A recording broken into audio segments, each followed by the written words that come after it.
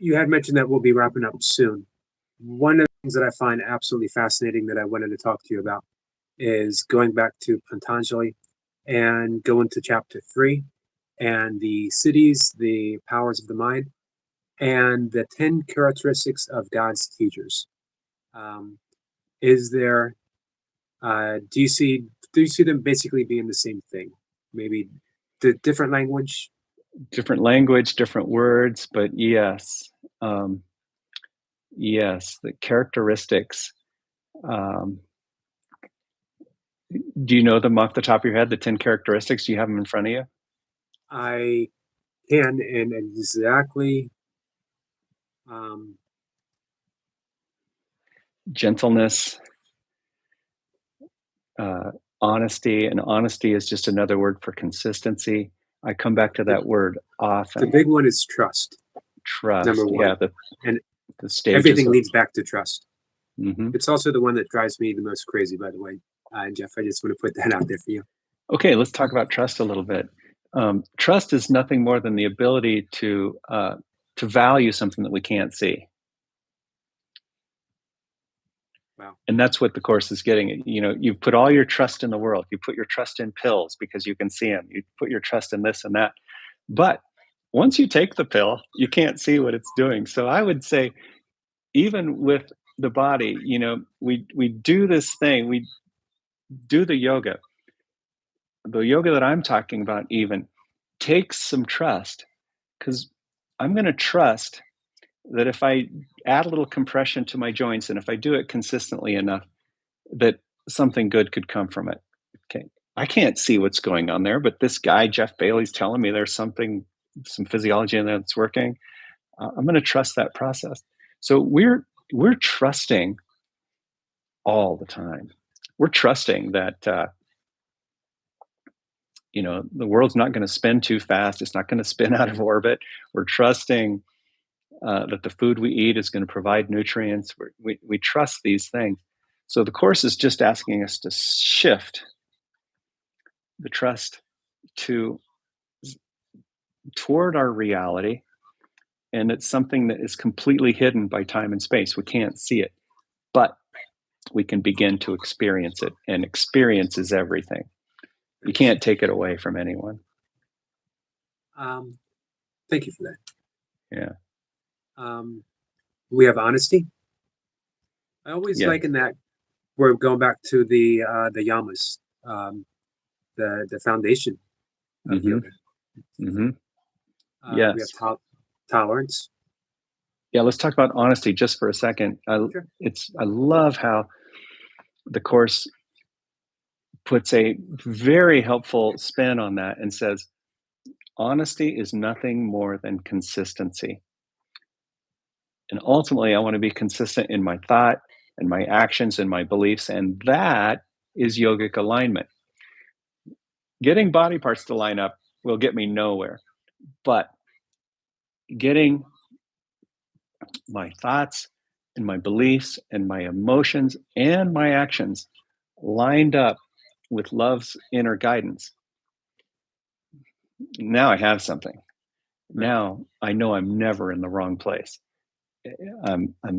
It's from this place that we're continually guided, and it's from that place that honesty and consistency brings forth a sense of peace. And that also sort of lets us off the hook of perfection. As you were saying, consistency doesn't mean that you are consistently doing it right every time. It means that you're consistently putting yourself into the position of doing it right. Mm-hmm. That's it. It's pretty huge when we unpack it that way. Huge. Because we beat ourselves up. I'm not a good student. I love Kenneth Wapnick said, a good course student is a bad course student who forgives himself. Exactly, because forgiveness is the practice. Yeah, that's it. So we move on to tolerance. Yeah, tolerance, which is acceptance. Can I accept ultimately the world exactly as it is? And if I let the world show me, be a teacher to show me exactly what it is that I have to undo and work on, it must be perfect. But the same applies to my body. Can I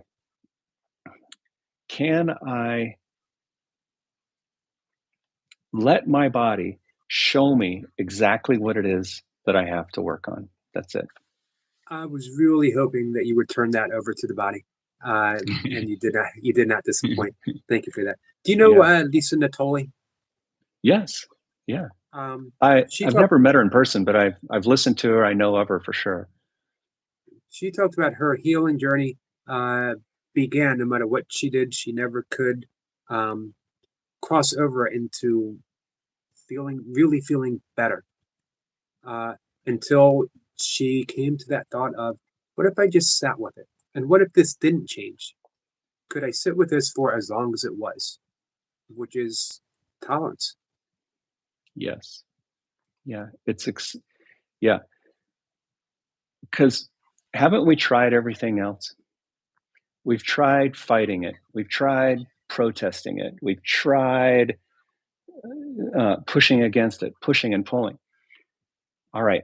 What if I simply practiced pure tolerance? What if I accept my body exactly as it is, the aches and pains and everything?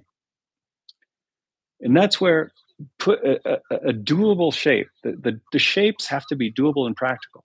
Maybe it's legs up the wall. Maybe it's sitting on a bolster with your legs crossed, leaning against the wall. Whatever it is, there's a deliberate way to meet this thing that you want to change, but you say, wait a minute, I don't want to be the one in charge here. I don't want to be the changer. Because every time I try to do it, I just get in my own way.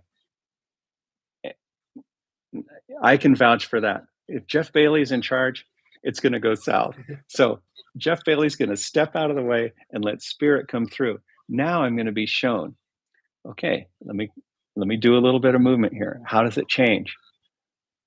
Oh, wow. This movement that I thought was unavailable now becomes a little bit available because I'm being guided into it. Spend a little time there. Don't make it painful. Don't push. Don't judge. Okay, a little bit of that comes in. Okay, back up. And then have a little practice. Stand up, get on with your day. You know, it's just that simple. So meeting yourself where you are. Yeah. I'm going to combine 4 and 5 because everything that you've talked about um, is these two right here. Mm-hmm. Gentleness, because you're not talking Mm-hmm. about beating yourself up. You're not talking about a workout. Mm-hmm. You're talking about a gentle practice that leads to joy. Joy is a state of um, acceptance, a state of easing the aches and pains of the body. Mm-hmm. So I really think the practice that you've been talking about, um, gentleness and joy, are pretty much summed up, right? That's right. Yeah. Non-aggressive is another way of saying gentleness. I'm going to look at my aggressive tendency, which is the way of the ego. It's the way of the world, kill or be killed. Um, and I'm going to look at that and I'm going to say, no, that's the healthy use of denial. I'm going to say no to that idea in my mind. And I'm going to say yes to the gentle guidance. And I'm going to trust. It all goes back to trust. I'm going to trust that it's there. A, you have to want it. And B, you have to trust that it's going to come through. And you got to give it you got to give it a chance. You got to give it some time sometimes. And sometimes it comes through an instant. Sometimes it comes through a little bit later. And that's why we watch and wait and listen. But yeah, that's the process that leads to the undoing. That gentle way that's non-aggressive, and joy is sure to follow. And I think you summed up number 6 as well with what you just said, defenselessness. Yes. Yeah. Um, that's a big one. Yeah, defenselessness. defenses do what they defend. The Course teaches us over and over that there is no difference between a defense and attack. My attack thoughts are attacking my invulnerability. I think that's lesson number 26. So the best defense really is no defense. And that defenselessness is what lets the spirit come through. And in any situation, sometimes we find ourselves in situations where we want to be so reactionary to protect the body. And that's just the ego coming in that wants to react. But with a little practice, we can stop, wait, listen, even if it's for a second. And if we can let spirit come through, now it's going to be truly helpful. And I will, instead of reacting, I'll learn to respond with that. And while the action may be the same, it's oftentimes going to be a different way of entering into the situation when we let that defenselessness come through. Right. Yeah. So coming down to intent. Yeah. Then we get to number 7, which is generosity. Mm-hmm. Which is confusing. The ego to the ego, generosity is giving. The idea of giving, and once I give it, I no longer have it, and that creates a sense of lack and loss. Unless it's given truly. So a gift truly given is received as I'm giving it away. If I'm giving you this Christmas gift or whatever, the joy that you're experiencing is the same joy that I'm experiencing in the gift of giving. But it's all symbolic. Everything in form is symbolic to the true giving that we do ongoing in our hearts and mind, because it's the law of the universe. To give is to receive. So I want to give love and peace and not fear and hate. Patience, which I think sums up your practice quite well too. Yeah. My example for that is my daughter. If I was late picking her up from some event, she would say, she'd be upset, and I'd say, Georgia, it's okay. Just be patient. I'll be there soon. And oftentimes the reply was, I am being patient. And so there can't be this feeling of anxiousness and patience at the same time. So patience is giving Holy Spirit a chance to come in. And then we come to faithfulness. Faithfulness, yeah. And that is putting faith where it belongs, in spirit. And we come back to that over and over and over again, because anything short of that is faithless, and it leads to disappointment. Yeah. And very last, we have open-mindedness. Yeah, it's the last one. And you could say everything points toward open-mindedness, open-heartedness, where the glory and the love and the light is what I'm ultimately open to. And you can trickle down through them all. They all point to that. I must accept things exactly as they are if I'm going to be truly open-minded. I love how all of those tied together, and how you brought it all into one playing against the others. Yeah. One of the things I always loved about those 10 characteristics of, they seemed so practical that sometimes when we read the cities, and I remember reading the benefits of practicing meditation, according to the Buddha, and it was being able to enlarge ourselves to the size of the elephant, or shrink ourselves to the size of a gnat, and invisibility, and all of those sound pretty awesome. But as you get older, you find that nothing beats patience. Nothing Mhm. beats generosity of the heart, uh, and having that trust um, in the source itself. That Yeah.